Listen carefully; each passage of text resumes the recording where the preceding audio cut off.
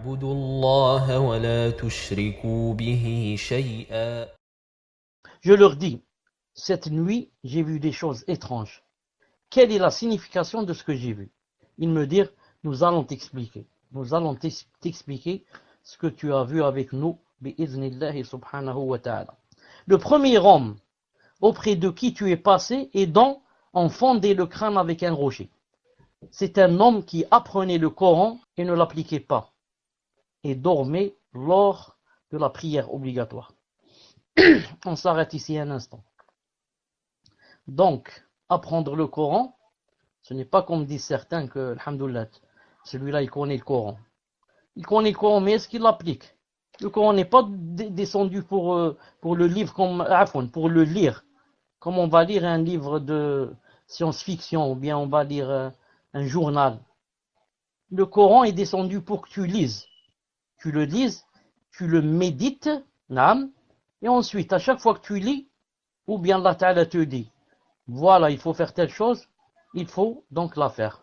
Ou bien il te dit, attention, éloigne-toi de cette chose, il faut donc s'en éloigner.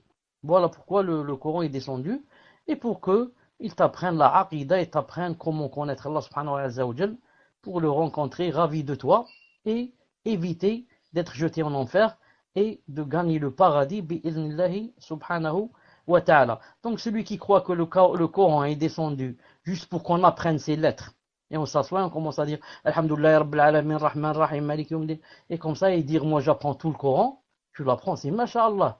Mais encore faut-il l'appliquer. Est-ce que tu appliques ce qu'il y a dans le Coran?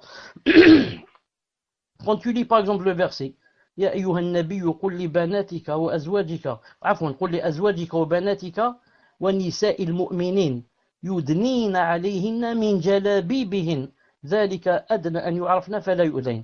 Quand tu lis ce verset où il t'est dit de voiler ton épouse et voiler tes filles et voiler les femmes, est-ce que tu lis ce verset en passant comme ça ou bien tu l'appliques?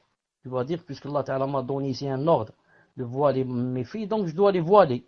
De voiler mon épouse, donc je dois la voiler. Donc à quoi ça sert que tu connaisses ce verset-là, par exemple, et que ton épouse ou tes filles, par exemple, ne soient pas voilées? Au contraire, celui qui ne connaissait pas ce verset, peut-être, comme on dit en français, a des chances. De quoi? De dire Allah subhanahu wa ta'ala, je ne savais pas qu'il y avait un verset qui disait comme ça.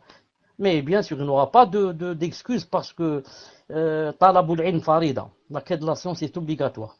Pourquoi du matin au soir, tu cours pour travailler, pour faire entrer une paye, et tu cours pas pour aller apprendre la science? Donc, la personne n'est pas excusée.